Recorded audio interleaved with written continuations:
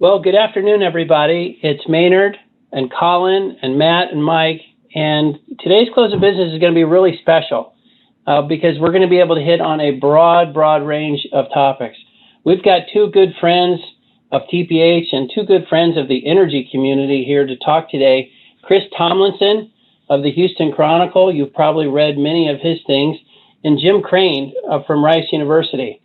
These two guys are experts in all aspects of the energy debate as we know it. We'll be talking about journalism and how it affects energy. We'll be talking about the Mideast. We'll be talking about climate. I don't know, that's what I say, the broad range, these two guys can take us there. And one fun fact is before we get into the conversation, Chris and Jim were working together for AP covering Iraq during the war. And so these guys, there's almost, as I say, the stories that may come out of these two guys today, it's going to be one of our best shows ever. I know it. So Chris and Jim, thanks so much for joining us. Thanks for having me. That's going to be awesome.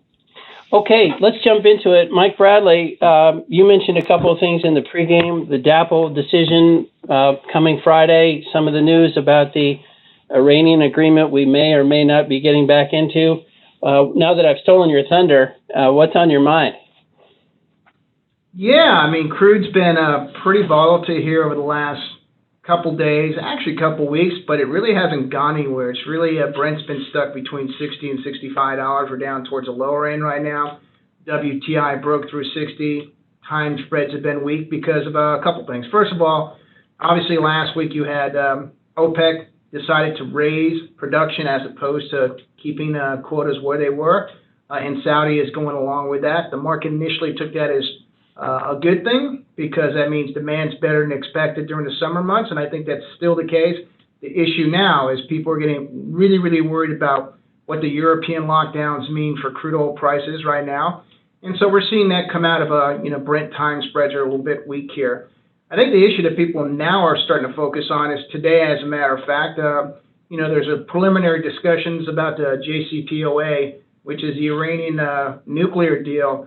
Those discussions are ongoing. I think most people expect that the U.S. at some point is going to basically get back in here. The other four parties to this deal want us to get back in, and that's where the discussions are right now.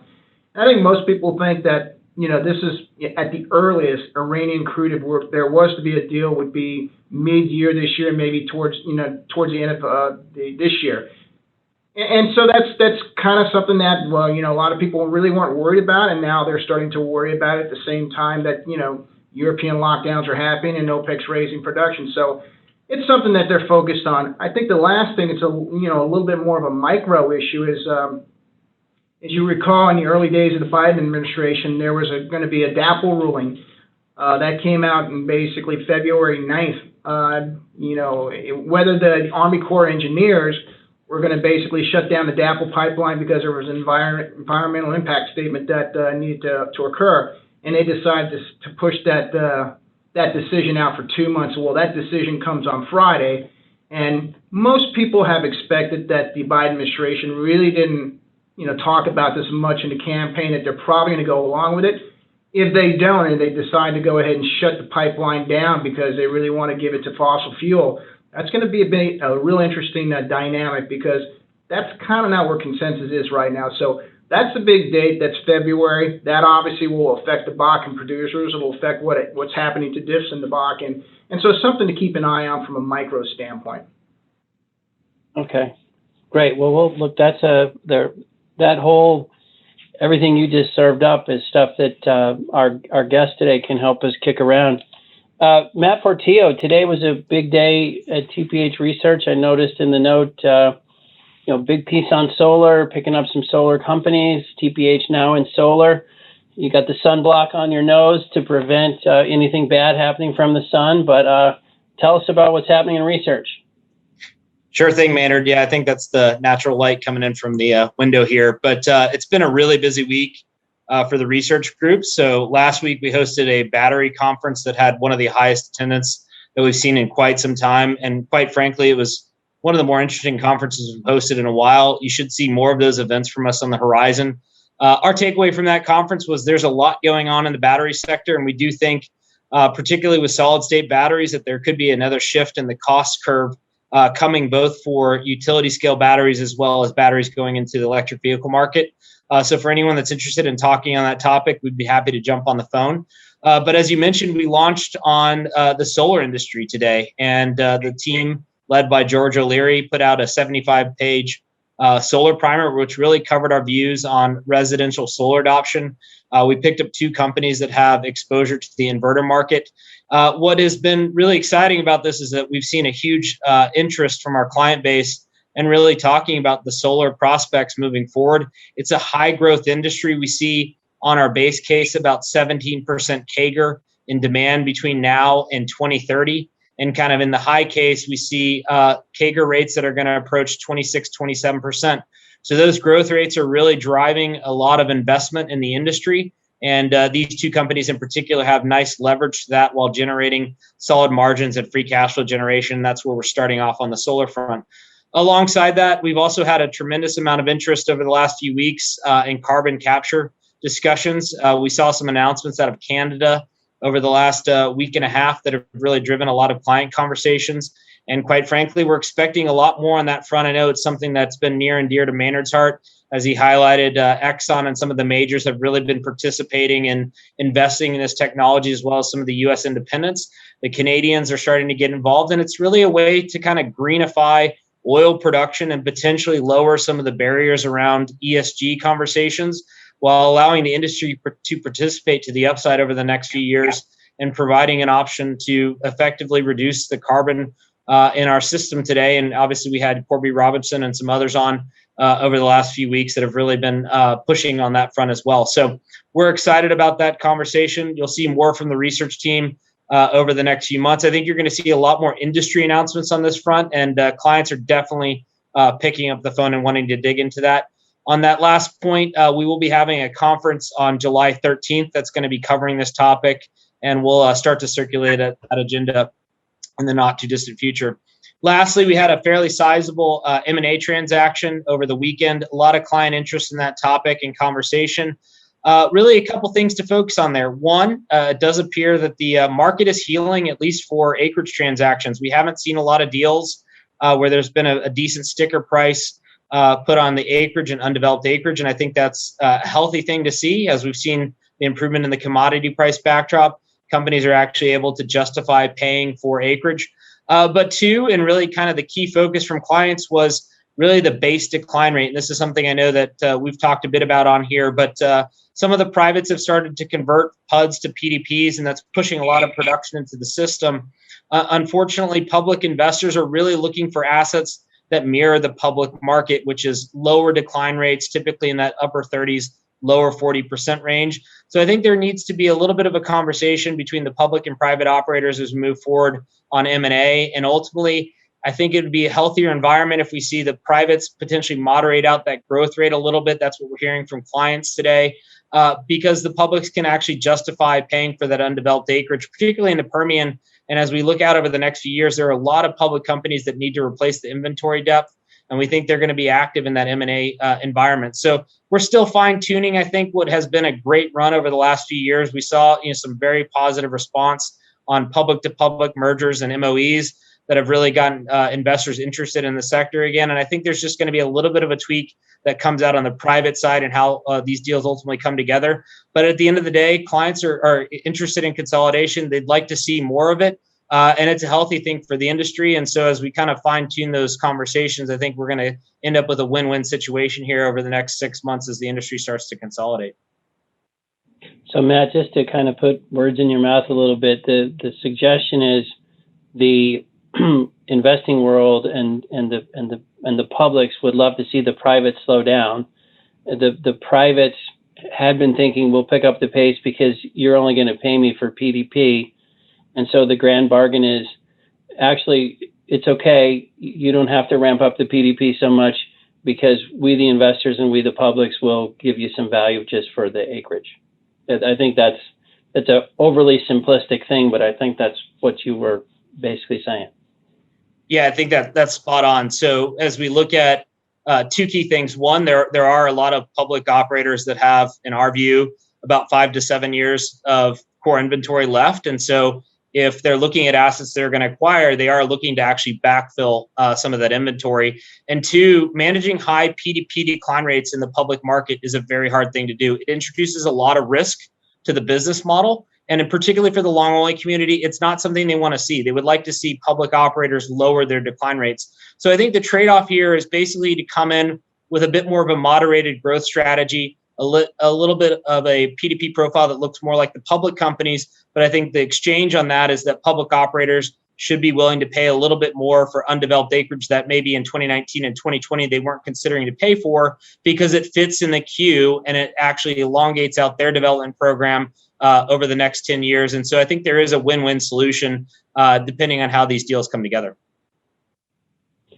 Well, and let me just, I know you mentioned the solar report up front, and one of the things you guys have done that I think has been great for all of us is before you start covering specific companies of interest, you do a big, broad report on the topic, on just the sector, which I think has been, it's been neat to watch, and it's been a really disciplined and thoughtful thing to do.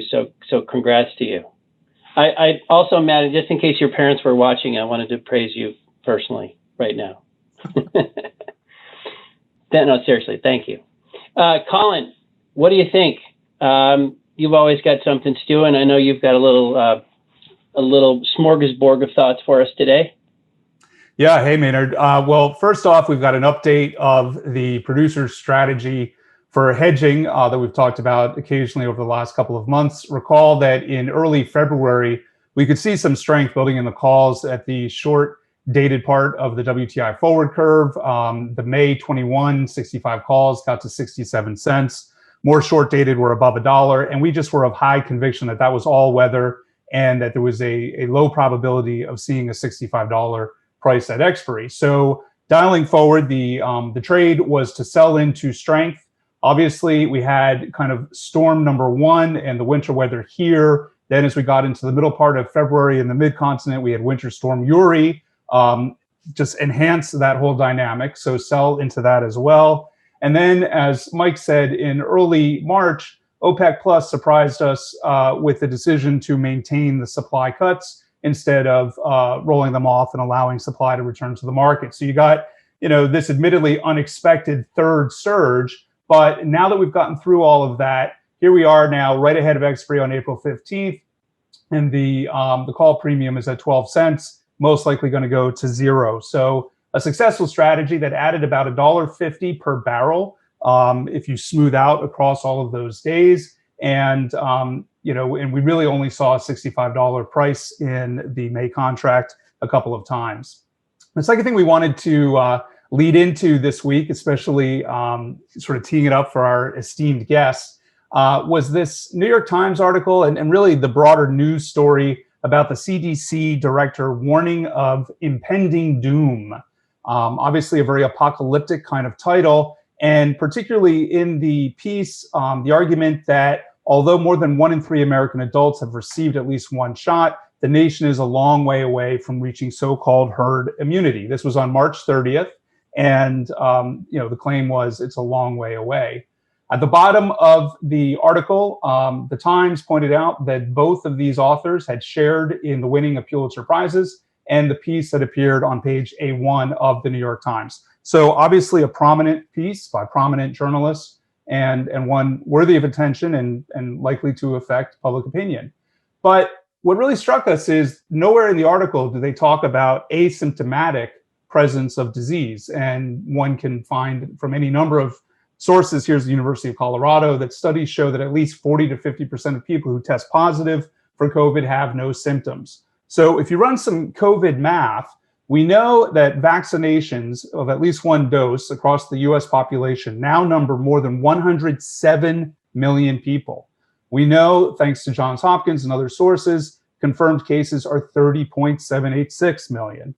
With the idea that asymptomatic cases are about 45% of real total cases, that would say there's 34.6 million people who just had no idea that at some point in the last year plus that they had COVID. And of course, I think we're all aware of folks who, had some illness in January of 2020 and wonder whether they had COVID before it really hit the collective radar screen. The point is, if you look at a population of 331 million people with the data updated as of today, we're already at some form of herd immunity across 56% of the population. I also include here, misdiagnosed symptoms and so on. Why is that important? It's important because we're immunizing at the rate of 3.05 million doses per day. And so keep that New York Times article in mind. At this rate of vaccination, 70% herd immunity would be achieved by April 20th, and 90% herd immunity would be achieved by May 12th through vaccinations alone. Now, that's pretty stunning because, at the start of the month, you were being told that it's a long way away, and yet the real math shows you that it's perhaps 3 weeks, maybe even less than that if you include whatever immunity one gets from confronting the disease and beating it. The estimate of 76.965 million total US infections implies a 0.72% true infection fatality rate. And why is that important? Because that's consistent with multiple epidemiological studies that have also converged in on that number. And if one looks only at the observed case count, the case fatality rate is still about 1.8%. So bottom line point, the Times article, probably should have given some clearer sense of what was happening with the undocumented cases and the immunity built up through cases, because it would have probably been better able to see that the 7-day moving average for confirmed COVID incidents in the United States now looks like this on both the case count and on deaths. Very different picture than what we're seeing in the world ex-US. And in fact, if this trajectory maintains, and it doesn't have to, but if it did, the 7-day average of US COVID fatalities would reach 0 on April 30th, exactly 1 month after publication of the article. So it's just a clear-cut example of where markets are going to maybe see that article, but also see the real data and perhaps begin pricing in the kind of thing that we see happening in equity markets, commodity markets, interest rates. And we thought it'd be a useful hook to introduce the idea to our guests. Well, just the thought of having a day with 0 COVID deaths, that feels like, VJ Day or VE Day. That would be epic, and we'll all celebrate together. Well, thanks, Colin and Matt and Mike. And all right, well, let's get to the stars of the show. And I just want to talk a little bit more about these guys before we jump in, because we are really lucky today. So Dr. Krane, I'll call you Jim, but I got to get that doctor in there. It's the Rice student in me, Jim, so forgive me. But he teaches over at Rice. He's part of the Baker Institute. He specializes in energy geopolitics, focuses on oil exporting countries and the challenges they face. You'll hear he's done a lot of work with looking at the Mideast, not just the politics, but renewables. He talks a lot about climate change. And he also teaches, of course, students every day about energy policy. So I think that's a topic we all can't wait to hear about, what the classroom is like today. I mentioned he's done so much in the Mideast, some of it with Chris during the Iraq War. He was there doing the story of Saddam Hussein's capture, so we might have to get a story from you there on that one, Jim. And Chris is also, as I mentioned, he's been doing this for quite a long time. He's been at the Chronicle since 2014. He does business, energy, and economics. He spent 20 years with the Associated Press before that in countries like all over Africa and the Mideast and Europe. He's also an author, just like Jim. Jim's got a couple of books. Chris has a book, a bestseller called Tomlinson Hill, and he's won a number of awards for journalism, including one from the Military Reporters and Editors Award for Distinguished Reporting. So these guys, again, we really appreciate you joining, and there is so much to cover. Maybe one place we could jump in, and Jim, I'll just start with you if you don't mind. In the classroom today, talking about energy, it's got to be fascinating. Rice students are usually technical and analytical, but I think one of the things we've been exploring on the show, and we want to get Chris in here too, of course, is the type of conversations we're all having about energy. And Are they thoughtful? Are we doing the math? Are we being considerate to each other? Are we just, hurling labels at each other and not really solving the problem? But what's it like in the classroom today? How are the students thinking about and asking about energy?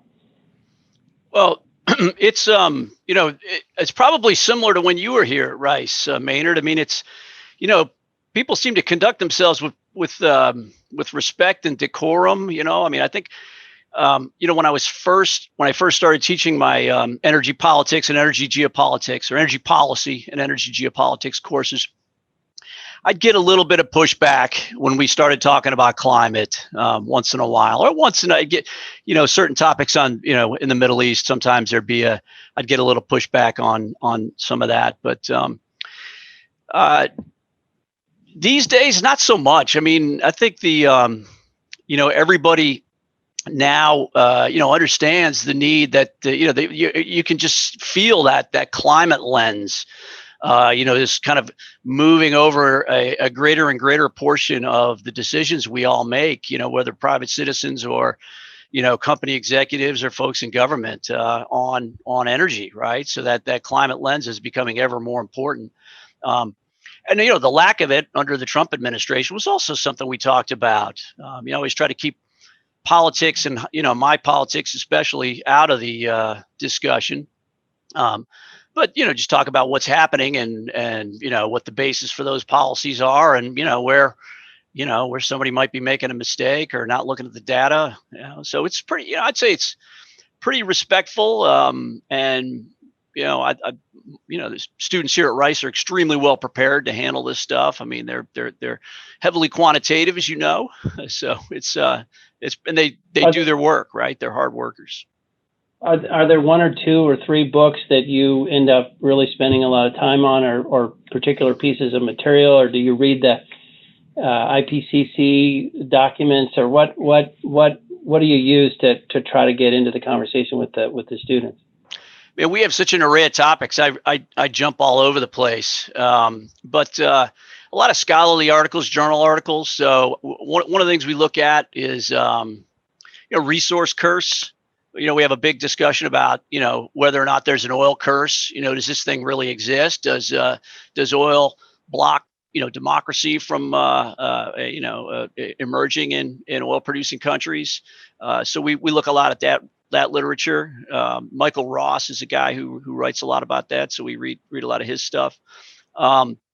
We read some of the prize, so some of the chapters of the prize. I want to get to seminal events and decisions in energy. So we take a look at that. My own scholarly articles. Once in a while, I've been known to make them read something I've written. So lots of stuff. You're in charge of the class. That's Colin makes us read his stuff. I mean, it's okay. We read Matt's stuff every morning. But Chris, how about you? What's the you've been covering energy and business for so long, and then of course you did it you covered the international arena. What's it like in the newsroom these days? What's the conversation around energy? How's it changing? I know you and I talked about sometimes when you write articles, you definitely hear from a few fans or not fans, but tell us what it's like in your world. Well, I do have I have a loyal opposition that will write me to tell me how wrong I am every single day. I've got a few fans as well. I would say, when I was reporting overseas, climate change was not a political issue. It was not something that was up for debate. It was just a fact that everyone understood they were going to have to deal with. And this was, 10 years ago now, or more than 10 years ago. And Chris, you've been in so many parts of the world. Do you mean that sounds like Europe as opposed to, or where was that? I would say Europe, Africa, and the Middle East. I actually reported on one of the, UN climate panel's meetings when it was held in Nairobi. I was living in Nairobi at the time. If you go to Johannesburg, I mean, I could just look out my office window and see Mount Kenya and compare it to the photos from 20 years before and see that all of the ice was gone. The glaciers had melted. Same thing when I climbed Kilimanjaro. So I think Jim, maybe you correct me if I'm wrong about this, but my perception was that most people that were educated that I ran into overseas, climate change was not a debatable topic. It was accepted as fact. So when I came back to the United States and I started writing about climate change for the Houston Chronicle, I was kind of stunned by, the amount of vitriol and denial that I was receiving every time I mentioned the term. So I would say that has changed radically in the last 6 years. But I do feel like my readership here was far behind my readership elsewhere. Yeah, I mean, I could characterize it a little bit. So when I was doing my PhD in Cambridge, right, in the UK, there was, we had definitely gotten past all of that, whether or not it was happening and questions about it. You knew that was happening, because we'd read the news. But in the Gulf, though, in the Persian Gulf region, not the case, right? So there, climate change really was not on the agenda. Wasn't really covered much in the papers. Definitely no grassroots support for climate action. And even today, if you look at some of the Pew research, public opinion research, some of the oil-producing countries in the Middle East are among those least concerned. Starting to percolate up a bit these days. I think it's because, they're having some, they're on the front lines of climate change. And they're seeing they're seeing some crazy high temperatures. They had this 129 degree day, a couple of days in Kuwait and southern Iraq a couple of years back. I think that concentrated mines. It was like the highest temperature ever recorded in the Eastern Hemisphere. They're worried about the Hajj pilgrimage in the summer. So it's it's starting to it's starting to get into consciousness there, but it's really slow, even slower than here. I'll just throw this out because I think it's something that you hear, right or wrong, but occasionally you hear this this slightly different theory, which is that the developing world, and that you probably, Jim, would tell me in your class to find a better way to describe large parts of the world, but the world that is trying so hard to grow and trying to pull their people out of poverty, you hear that they look at us and say, what are you guys thinking? We got to grow an economy here. We got to have jobs, and we're gonna use coal. We're gonna use anything we can because we got to have energy, and we're not sure. The rest of you, must be nice, but that's not where we are. Like that, you tend to hear that is a strong view in the quote developing world. But do you think that's fair, or do you think that's just such a gross exaggeration? It's hard to debate. It's an accurate characterization for some countries if they have coal, right? So, India, Indonesia, Vietnam's growing coal use. I think, Bangladesh and Pakistan are looking at it, but it's not a fair characterization if you're looking at Africa, sub-Saharan Africa, other than the one outlier, right, South Africa, which has coal. One of our non-resident fellows just put out a paper. Looking at all these plans for coal-fired power plants that have been announced in sub-Saharan Africa, basically saying, out of these several dozen announcements, he expects about 2 or 3 of them to actually reach final investment decision and go ahead. And just because there's lots of cheaper options, the cost curves keep going down on renewables. Some of these countries have gas, right? And so they're, they want to get those reserves monetized and converted into some kind of above ground assets. And these multilateral lending institutions are not funding coal, and if you go into it anyway, you risk having a stranded asset, A, and B, getting on the bad list, on the naughty list of those institutions. Yeah, I mean, I would echo that. I spent 11 years in Africa, living in South, Central, and East. And even in the late 1990s, early 2000s, countries that did not have a lot of hydro or coal were already talking about wind and solar. My wife, before she went into private equity, worked in renewable energy development. She deployed solar hot water heaters, wind turbines, and solar panels all over Africa. So, I think when you talk about the developing world, it really depends on what their resource is, and as Jim says, what their budget looks like.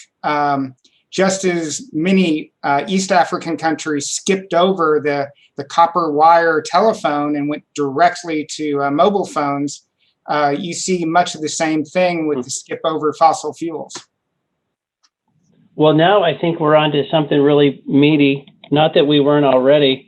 And Colin, I'm going to tag you in next, but we're starting to allude to the business of either renewables or oil and gas or coal or whatever it is. Meaning, not surprisingly, you tend to kind of view the thing you have a fair amount of as the good thing. And you tend to kind of view the thing that's competing with your thing as maybe not the good thing. And that plays out. I mean, a lot of European countries, they don't have oil and gas. Texas, we got plenty.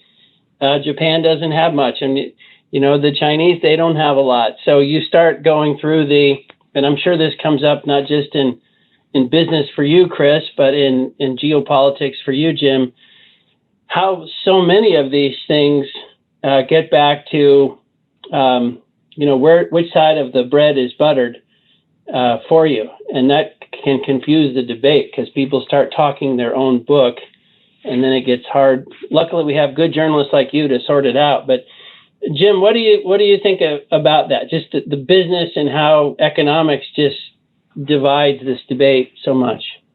Yeah, I think it's accurate, really. I mean, you really feel it too, moving from place to place. Where a state, part of the U.S. doesn't have oil and gas. I mean, sure, why not? Let's shut some of these pipelines down. Let's move away from fossil fuels. We don't need it. And then you come to a place like Houston, and it's an agonizing decision, right? This is it's a really tough debate. It hits home. I mean, directly, and even the people that aren't directly in the industry, right? A third of the economy is directly or indirectly tied to it here. So it's it's a visceral issue. What you have is what you like. I mean, for sure, it's because I look especially at Saudi Arabia in this aspect and see how the kind of the maneuvering that the Saudis are doing to try and keep their oil sector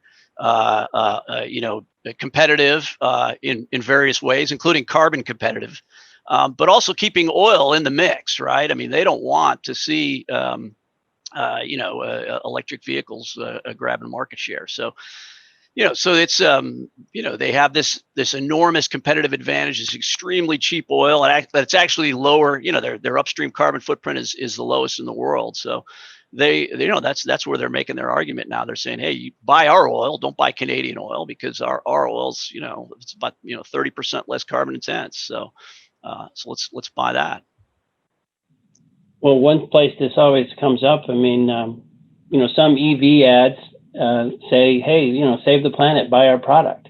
And you can debate whether or not it's going to save the planet if you buy the product, but it's a heck of a slogan to sell some more cars. I don't want to be cynical at all, but I mean, to think that you might be really helping the world by buying a product is a pretty powerful marketing slogan. Chris, how do you look through all these business angles and try to figure out what's going on and corner management teams and try to get to the bottom of what's really happening?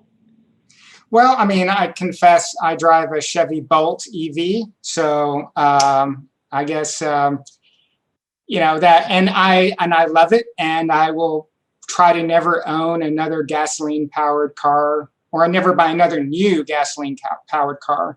I still have my Porsche, but the Bolt is the daily driver. When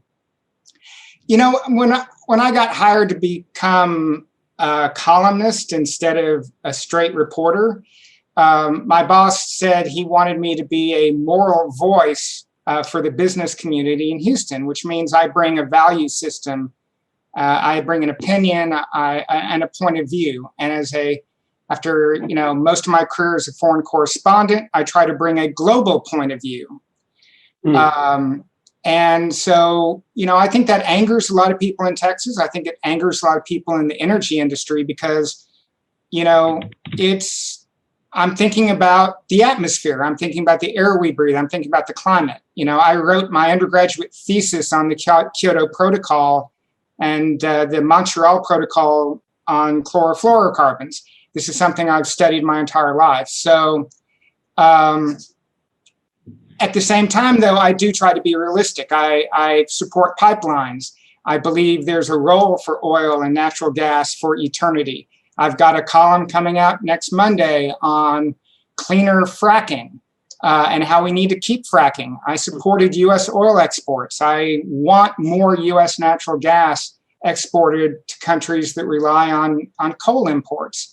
So, I think there's got to be a pragmatism, but like any CEO will tell you, you also have to have a value set that you've got to stick to. And so it's a tough balance, and people get angry at me from all sides because I try to be practical. Well, let me follow up on that. Chris, first of all, thank you for being a lightning rod and performing that role, which does create intellectually honest discussion. So we applaud that. I guess I'd follow up on what I showed in the intro, and it's interesting to me that the CDC director did say impending doom. So that's just straight up fair journalism, to quote that quote, and it's an important quote. So it's not like the New York Times invented the apocalyptic quote there. But looking at the data, one could argue that there was some responsibility to have that global perspective you're talking about, and that the real story was, hey, isn't it amazing that the United States actually got its act together and has these 3 million doses per day in a 330 million person country? Do the math. And that curve over there in the rest of the world is not doing 3 million a day, and maybe that's the story. So here's the question. As you see that kind of stuff, we all get that apocalyptic language sells newspapers and helps media outlets. But how do you think about the responsibility of where an editor should come in and say, fair to quote what the public figure said, but here's the context that's missing? Maybe if you could just give us some idea on how the Houston Chronicle does that, or how you think it should be done, even by a columnist who is allowed to have opinions. Yeah, no, I mean, there's no doubt that, that context belonged in that story. I become infuriated, when I was a regular reporter, I would become infuriated when I was required to write a story about a politician telling a lie. I would just much rather not write the story and not give the lie any attention, because we all know psychologically, once you hear the lie, you're more likely to remember the lie than you are to remember the fact that it was a lie. But yet that's what we kind of have to do at times. And, in this particular case, I'm not even sure those reporters knew about the context that you had access to, because realistically, what happens is a reporter starts work at 9 o'clock in the morning, starts digging around to see what news is there. At 9:30, there's a meeting where the editors decide, this is our, lineup for today. Reporters go out and get the stories that they're assigned, or they come to the editor with the story. Then by 3 o'clock, they've got to be able to tell that editor, this is the story that I'm going to have ready for tomorrow's newspaper. There's a 3:30 meeting. They put together, what's going to be on the front page. And by 6 o'clock, that story has got to be in the editing process and preferably all ready to design and layout. Even with my columns, I have an average of 12 hours 11, 12 hours to come up with the idea, research it, write it, self-edit it, turn it into my editor, get the edit back, make the corrections that he wants, and then get it into print. So we are still operating under these really tight time frames. And so we're always going to leave stuff out. And the other thing I tell people I interview is my obligation is always to the reader, not to you, my source. Thank you for the interview. Thank you for the press release. Thank you for talking to me. But I have to write that story in a way that my reader is going to understand, and in a way that my reader is going to be able to take that piece of information and do something with it. And sometimes that means dumbing things down, simplifying. And, as I tell people, I only get 750 words 3 times a week, not a word more. And my layout would prefer I not file a word less. So there's also that constraint. I hope that explains it a little bit, but I don't think anybody in journalism would claim to be perfect. I could add just one little thing too. I think you also, if you can nitpick and you can pull apart an individual story pretty easily, but if you look at the more of the preponderance, if you look at their coverage over, a period of time, a week or so, I would bet that that some of those things you're bringing up would be balanced out in the coverage overall from the paper. And if they're not, they should be. Times, I think we actually found an evidence of that in the same article, there was, a statement of the pace was 2.76 million, and then the other was 1.7. And you had that sense of, wow, chaotic newsroom and different editors, different reporters. So, for sure that is true. Yeah. I mean, we always, when we were in Iraq, we always said, the first report is always wrong. When there's breaking news, when something was happening, you put the first story out, it's always wrong. First thing you get, from, one of your sources, it's always wrong, right? So you're just in that business, especially when you're working on super tight deadlines, you kind of just have to suck it up and put out some bad information sometimes. And that's a great quote. Pat, you got to remember that always one. Better. This is maybe a question on both sides, from the media to the classroom. One of the things that we've really tried to talk a lot about here is balance, and actually trying to approach, discussions with a little more honesty, and maybe picking up on the EV theme. As a research team, we do believe EVs are the future, but there's also, some challenges that are faced in some of these countries. And I'll, use India as an example. A lot of that power is going to come from coal. And when you kind of look at the emissions around that, it may not be the best solution for the environment in the near term, but there's kind of a press for the industry to push aggressively into electrifying the auto fleet in the near term without having a solution on the power sector. Or maybe in the renewable complex, looking at renewables as a whole, solar and wind are great, but there's some intermittency issues that we have to deal with. And it does seem like nuclear could play a much bigger role. But nuclear has some stigmatisms attached to it. And so I guess the question is, how do you look at balancing those conversations? Because it feels like in the society we live in today, it's either kind of one way or the other. There's not necessarily a balanced approach. And obviously having those open and honest dialogues around the long-term trajectory versus kind of the short-term is really important. Yeah, I mean, I like to think about it as a system, right? And all of those are kind of components of a whole. Especially when you're talking about the electricity grid. And, if you look at what we saw here in Texas, last month when the big freeze, you saw these individuals coming from a political viewpoint, kind of pointing at one thing or another and trying to blame it for failure, when actually it was a kind of an equal opportunity failure for across the board, right? I mean, we had coal, nuclear, gas, and wind all failing to one extent or another. And yeah, all of those things are critical, right? I mean, I think we need to get coal out as quickly as we can, but the rest of those are they work together. They synergize really well. I mean, the reason that Texas can have so much wind is because it's got so much gas in the system, right? So I always think about it as a synergistic system that works well together. On EVs, I mean, I think what you're talking about is not a static one, binary question where you do EVs if you don't have coal, and don't do it if you do. I mean, the coal thing is hopefully a moving target. I mean, the way most people envision it is that we're going to try to get as many EVs and electrify as much of fossil fuel demand and move that to the grid and try to decarbonize the grid at the same time, right?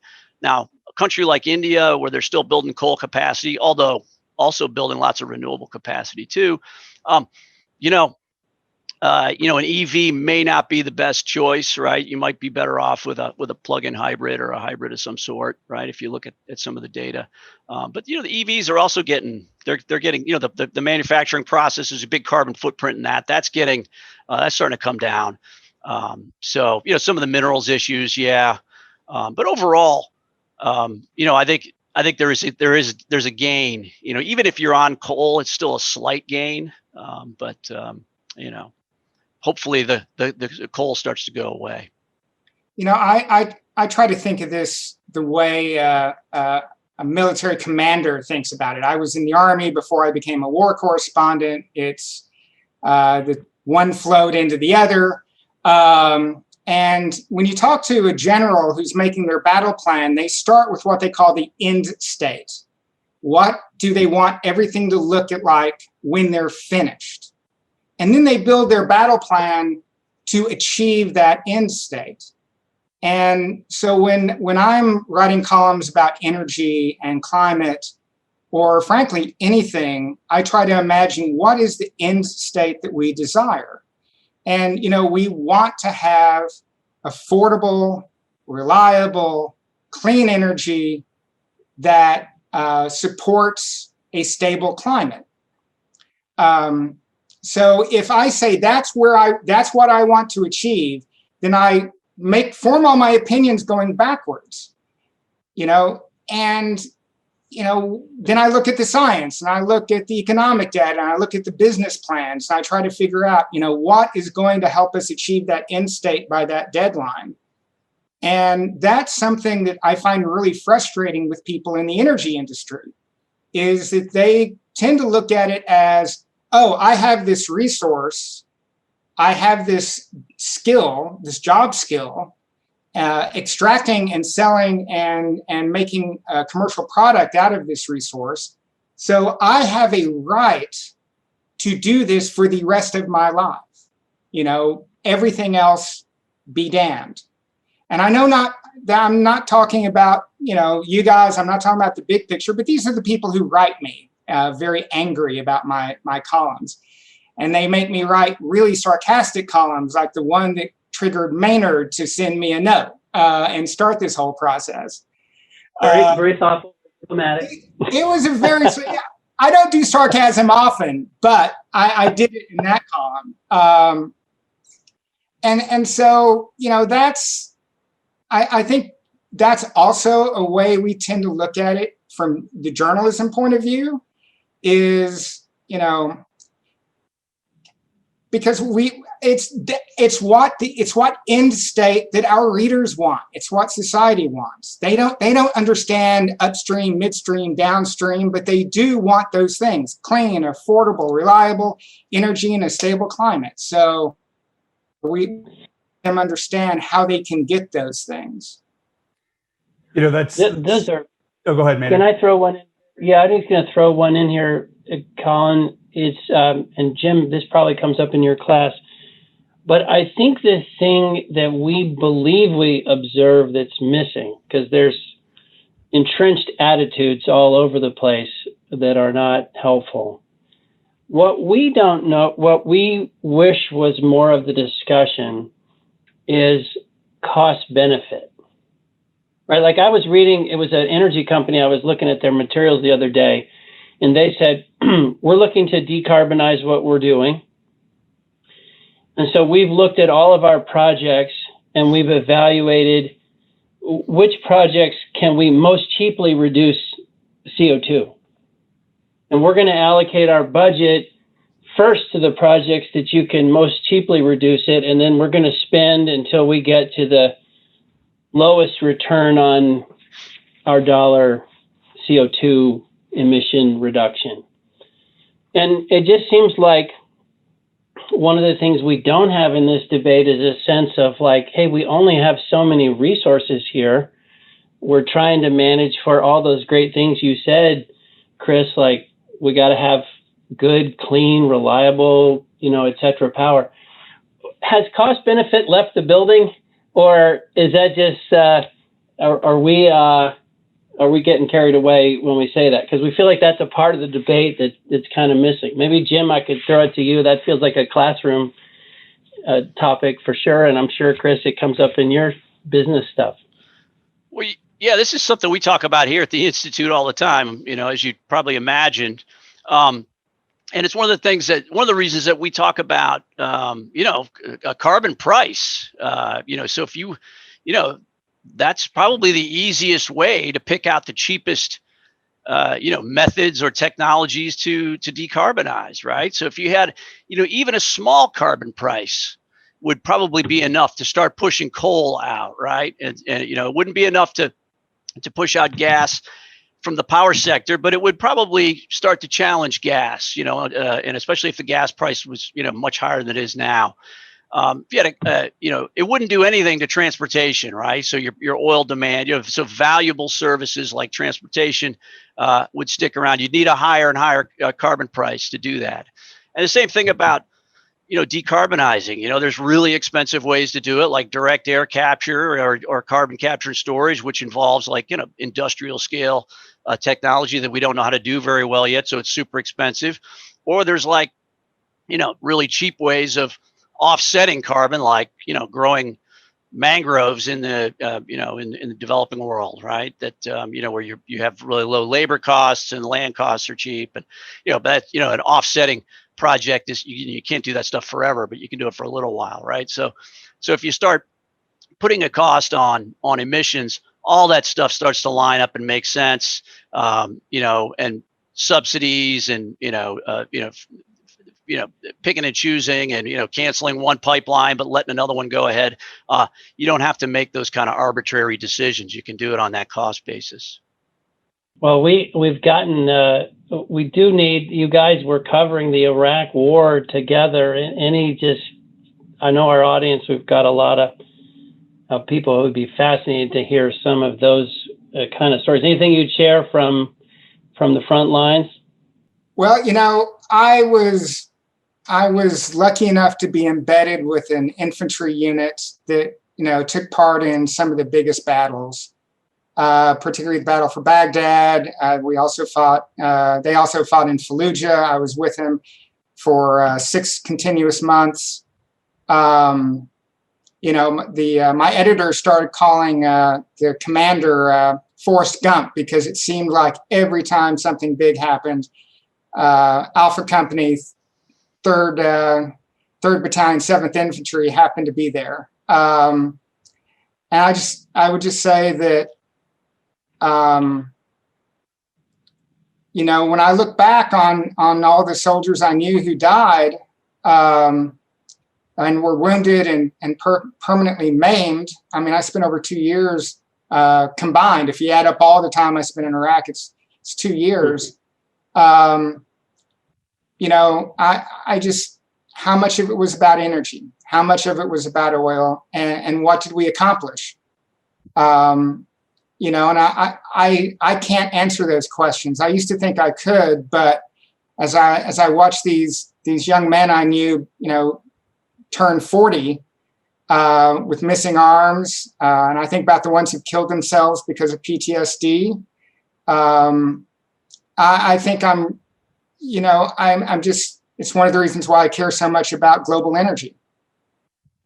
Yeah, same here. This is how I got into covering energy as well. So I went over to Iraq just as Chris was coming into Baghdad. So he got there before I did. And we met up in Baghdad, actually. So when the 3rd Infantry Division captured the airport and, took over what became the Green Zone, Chris came to the bureau, in one of the hotels in central Baghdad. And that's where I was. And we got to hang out and, have a few cocktails together. It was stolen liquor from Saddam Hussein's palace, by the way. I didn't want to be specific, but there you have it. Well done. So we got written up a little bit for that, but we got in trouble for that one. Yeah, that's where I got.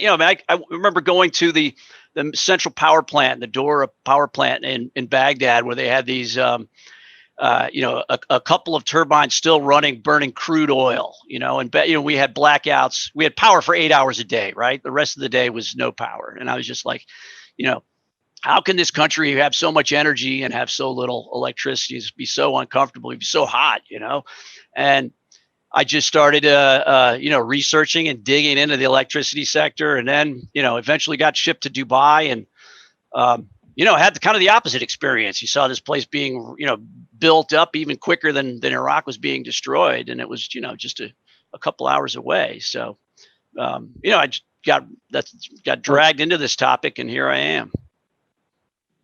Well, look, you guys. I mean, we're next time. Bring some of Saddam's liquor, and we'll keep rolling. I just maybe had one last question. I know that Chris, your thoughts on the war and a lot of those conflicts. American energy independence was it was the story for. From 1973 through to not too long ago. And it was because we didn't want to lose people fighting in Mideast wars. And it's a hard to define thing, but, arguably we got there-ish, right? And now, just as we're getting there, we're decided that that's not what we're focused on anymore. Now we're focused on a completely different goal. And I'm sort of obviously glossing over a lot, but Jim, does American energy independence and geopolitics and not having to fight these wars that Chris is referring to, does that come up in your class? Is that a big topic anymore? Oh yeah, that's a huge topic for us. Yeah, we talk about the Carter Doctrine a lot in my class. Jimmy Carter in 1980, after the Soviet invasion of Afghanistan, got really worried about continued free world at the time, access to oil coming out of the Persian Gulf. And we still, mostly that Carter Doctrine is still kind of in effect. I mean, oil is still an extremely important strategic resource, not directly for us so much anymore. We don't really import much oil from the Middle East anymore. It's for the global economy, right? And we're, the globe is so interdependent now. If the U.S. We're still able to supply its own oil through domestic sources, but the rest of the world, we're having a problem with it. We'd have, those prices would infiltrate into the U.S. just as quickly as they go elsewhere. But B, it would upset the global economy, which would bleed into, our own economy and everybody else's, right? So it's still a strategic resource. I mean, it's, as long as oil has a monopoly on transportation, or something close to it, it's going to be important, and that part of the world in the Middle East is still going to be important, right? So, I mean, I'd say that's the sort of the big picture. There's smaller gradations of that, and it's becoming, I guess, diluted somewhat. Our commitment is being a little bit diluted now. I've never been a fan of this concept of American energy independence. I've never thought that it was plausible or possible to rely on only things within our borders, only things within within North America to meet all of our energy needs. But more importantly, in a globalized economy, as Jim says, it's about global energy security. And to me, that means having many, many different sources of oil and natural gas, many different sources of energy. I would love to see small nuclear reactors be successful and be able to compete with renewables. Batteries, though, may beat small modular reactors to the punch. We don't know. That's the great thing about having a capitalistic, free market, competitive energy system. And I have always been a huge supporter of that, is having all these technologies compete against each other, but but in a way that includes its carbon emissions. But yeah, being able to get our oil having everyone be able to get oil from a lot of different places, that's energy security. That's what keeps prices low, even when the Yemeni rebels start, the Houthis start sending rockets into Saudi Arabia. The prices didn't go up when that happened because we have so much oil in so many different other places. And the more energy from more sources we can have, I think the better off we are. So let's just forget about this national independence stuff. Well, awesome. Well, Colin likes to use a phrase that you were hitting on there, Chris, which is all this should be an energy competition, not an energy transition. And, may the best fuel sources win. We're going to need them all. We're going to need them all doing their job to reduce emissions and make the world a better place. So, well, look, guys, we can't thank you enough. We're having so much fun. As I say, we could keep rolling. Anything you guys ever need from us, just holler. We appreciate you guys contributing to the debate and making us smarter. And just thanks so much for coming on.